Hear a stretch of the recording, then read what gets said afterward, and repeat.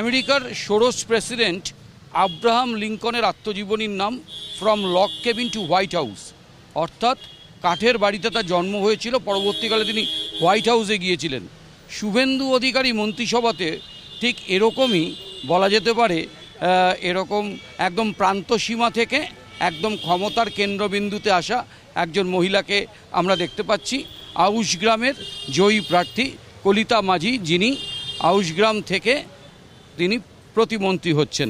কলিতাদি, প্রথমেই ধন্যবাদ নতুন দায়িত্বের জন্য। নমস্কার। দায়িত্ব কি আজ থেকে বেড়ে গেল? সে একটু তো বাড়লই। এটা মানে আপনি যখন ভোটে জিতেছিলেন তারপরে আপনি বলেছিলেন যে আপনার এলাকায় জল, তারপরে দমকল, স্বাস্থ্যকেন্দ্র, এইসব বিষয়গুলো নিয়ে ভাববেন।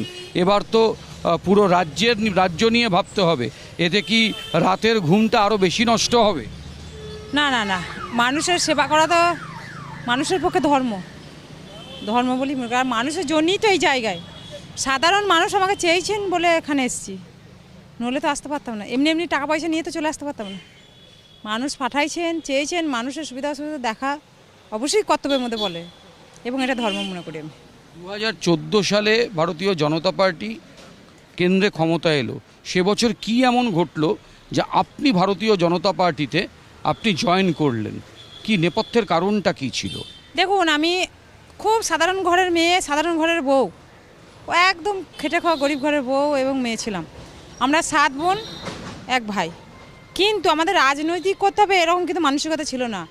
যখন 2014-তে সবাই হই হাই করে মিটিং মিছিল করতো, আমি খুব খুশি হয়ে বুথে কার্যকর্তা হিসেবে আমি, সেটা কি নরেন্দ্র মোদীকে দেখে? একদম বুথের কার্যকর্তা হিসেবে আমি তখন একটু যেতাম। তারপরে 2019 থেকে আমি মোদিজির যখন স্বপ্ন দেখলাম, মোদিজির যখন আমি অনুপ্রেরণা দেখলাম, তখন থেকে আমি দায়িত্ব বন্টন করলাম। 2019-এ নগর প্রেসিডেন্টের আমাদের গুসকারা নগরের আমি সম্পাদিকা ছিল, এবং 2021-এ বিধানসভা প্রার্থী, 2022-এ আপনি বিধানসভায় প্রার্থী হয়েছিলেন এবং 88,000 ভোট পেয়েছিলেন। আমার যতদূর মনে পড়ে 12,000 ভোটে সেবার হেরেছিলেন। এবার ঠিক 12,700 ভোটে জয়। এটা কিভাবে সম্ভব হলো? না, 21-এ 12,000 ভোটে হারিনি তো, 11,700 ভোটে হেরেছিলাম। এবার 12,000 মানে 12,735টা ভোট পেয়েছি। এই যে মানে 21-এ হেরে গিয়ে তারপরে আবার 22-এ প্রত্যাবর্তন, ঠিক আছে, এটাকে কি বলবেন? প্রত্যাবর্তন মানে আবার আপনি ফিরলেন, যেভাবে আপনি প্রত্যাবর্তন করলেন। আমি তো দল থেকে সরে যাইনি, দল না, যে বিধায়ক হিসাবে আপনি অধিষ্ঠিত হলেন। দেখুন, আমি যখন 21-এ বিধায়ক, আমার কর্তব্যের মধ্যে পড়ে 5 বছর বিধানসভাটা দেখার, হারি বা জিতি, কিন্তু সেই দায়িত্বটা আমার 5 বছর থাকে। 5 বছর পর যদি অন্য কোনো বিধায়ক চেঞ্জ হয়, তখন আমার গুরুত্ব অন্য জায়গায় থাকে। কিন্তু 5 বছর 21-এ যখন লড়াই করছি, তা 5 বছর আমারই দায়িত্ব ছিল, কারণ বিধানসভাটা আমাকেই দেখতে হবে, এরকম দায়িত্ব ছিল। এবং আমি বিভিন্ন রকমের বিভিন্ন পদ সামলে এসেছি, বিভিন্ন জায়গায় বিভিন্ন কাজ করেছি, তাই এই জায়গায় আজকে। আপনি একটা সময় পরিচারিকার কাজ করতেন, আপনি এলাকায় আপনি মনে হয় মিড ডে মিল রান্না করতেন। এবার তাদের কি হবে? ওটা আমাদের একটা গোষ্ঠী আছে 10 জনের, ওনারা চালিয়ে দেয়, ওটা নিয়ে চাপ নেই। ওটা নিয়ে কোনো চাপ নেই। তা এরকম মানে আপনি এরকম অকুতভয় হয়ে যাচ্ছেন কিভাবে, যে আপনি একদম বলছেন চাপ নেই, মানে একদম বোঝা যাচ্ছে যে আপনি কাজ করার জন্য একদম তৈরি। এই যে আপনার মধ্যে এই যে বারুদের স্ফুরণ, মানে একদম তৈরি চাঙ্গা, এটা কোথা থেকে? মানে এটা কি ভারতীয় জনতা পার্টি যেভাবে প্রান্তসীমার মহিলাদের ক্ষমতার কেন্দ্রে নিয়ে আসার জন্য, যেমন দ্রৌপদী মুর্মু আজকে ভারতের রাষ্ট্রপতি, যেভাবে প্রান্ত শ্রেণী বা তপশিলি জাতি উপজাতিভুক্ত মহিলাদের তাদের ক্ষমতার কেন্দ্রে নিজে নারী সশক্তিকরণ করছেন, এটা কি তা থেকেই আপনি আত্মবিশ্বাস পাচ্ছেন? দেখুন, মানুষের ভালোবাসা, আশীর্বাদ, সাধারণ মানুষ ভালোবেসেছেন, আশীর্বাদ দিয়েছেন, তাই ভরসা আছে। মানুষ আমাকে ভরসা করেছে, আমি তাদেরকেও ভরসা করি, তারা আমাকে কোনোদিন ছুঁড়ে ফেলে দেয়নি, কোনো অপমান করেনি, কোনো মানে অভিযোগের মুখে পড়তে হয়নি।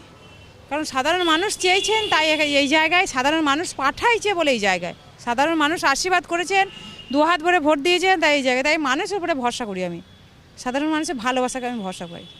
বাড়িতে এবার সময় দিতে পারবেন? এবার তো আরও রাজ্য জুড়ে, এতদিন আউশগ্রাম ঘুষকরা এইসব জায়গায় ঘুরতে হতো, এবার তো আপনাকে পুরো রাজ্য জুড়ে ঘুরতে হবে, বাড়িতে সময় দিতে পারবেন? দেখুন, দেখুন যে কোনো একটা দিক বেছে নিতে হবে, কারণ হচ্ছে বেছে নেওয়ার বলতে সবসময় সব জিনিসটা যে একবারই সামলাতে পারবো সেটা কিন্তু নয়। যখন দেখলাম আমার বাইরে কাজ আছে তখন বাইরেটা সামলাবো, যখন আমার বাড়িতে কাজে যাবো তখন বাড়িটা সামলাবো, দুটোকেই মেনটেন করে চালাবো। সব বাড়িগুলোতে আপনি পরিচারিকার কাজ করতেন, সেই বাড়িগুলো থেকে আজকে আপনি মন্ত্রী হওয়ার পর সেখান থেকে ফোন পেয়েছেন তাদের হ্যাঁ থেকে? হ্যাঁ, তারা তো খুশি, কি বলছে? তারা আনন্দই কাঁদছে, বলছি যে তুই যে এত বড় জায়গায় যাবি আমরা ভাবতে পারি নাই রে, তুই 8 জন্মে কিছু করে এসেছিলি বোধহয়, তাই এই জন্মে এত বড় জায়গায় গেলি। আজকে বাবা হিসেবে গর্বিত, তুই জিতি না আমি জিতেছি। তুই তো গাড়ি করি বলে। সকালটা কি একটু অন্যরকম লাগছে? কাল 2টোর সময় এখানে ঢুকেছেন, কখন খবর পেলেন যে আপনাকে মন্ত্রিসভার জন্য ভাবা হচ্ছে এবং আপনাকে কলকাতায় আসতে হবে? এটা আমি কিন্তু সাংবাদিকের মাধ্যমে শুনেছিলাম, কিন্তু আমি এটা করি নাই, অতটা গুরুত্বপূর্ণ ভাবি নাই। আমি যে মিটিংয়ে ডেকেছে, মিটিং হবে এইটুকু। কটা এলেন এখানে? এখানে প্রায় 1টা 2টো নাগাদ ঢুকেছি আমি রাত্রিরে। মুখ্যমন্ত্রীর সঙ্গে কথা হলো? না সেভাবে কথা হয় নাই, আমি এমনি দেখা করলাম, প্রণাম করলাম, হ্যাঁ কলিতা মাঝি বলে, সেরকম কথা হয়নি। কি বললেন আপনার দায়িত্ব সম্পর্কে কিছু? আপনার ওই ধরনের কথা এখনো পর্যন্ত হয়নি। আপনি দায়িত্ব পাওয়ার পর আপনার প্রথম 5টা কাজ কি হবে?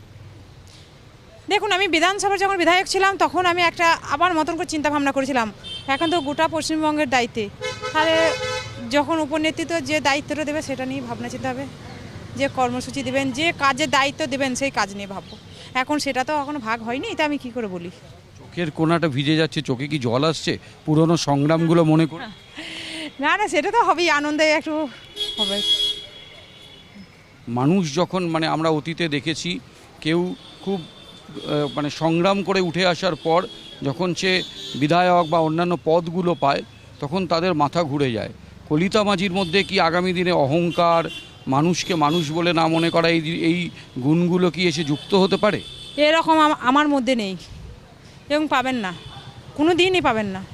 আমি যেরকম সাধারণই থাকতে চাই, আমি যেমন মানুষ সেরকম মানুষের পাশে থাকতে চাই। আমার মধ্যে ওই অহংকারটা নেই, আর ওই অহংকারে আশা করি ভগবানের কাছে, ঈশ্বরের কাছে আমি প্রার্থনা করি ওই অহংকারটা যেন আমার না দেয়। আমি যেমন ছিলাম সেরকমই থাকতে চাই। এবছর যখন প্রথম নির্বাচন এগিয়ে আসছে সে সময় এসআইআরে আপনার নামটাই ওঠেনি প্রথম দিকে, যতদূর আমার মনে পড়ছে, তারপর লজিক্যাল ডিসক্রিপেন্সিতে তারপরে আপনার নামটা ওঠে। তো এই যে আপনাদের বিরোধী দল তৃণমূল কংগ্রেস যে বলছিল যে এসআইআরের জন্য মানুষ তৃণমূলকে ভোট দেবে, এসআইআরের জন্য মানুষ বিজেপির দিকে যাবে না, সেই সময় এই কথাগুলো শুনে কি মনে হতো? দেখুন এসআইআরটা সেটা আইনের প্রক্রিয়া ছিল, ওটা আমাদের হাত ছিল না, এবং ওটা ইলেকশন কমিশনার জজ দেখছিলেন, তাই আমার ভরসা বিশ্বাস ছিলেন ওদের ইলেকশন কমিশনার এবং জজের উপরে, যে আমার নথিপত্র তো সব ঠিক আছে। আমরা 7 বোন সবার বেরোলো, আমার দাদার বেরোলো, এবং আমার ঘরে আমার স্বামীদের সবার হলো।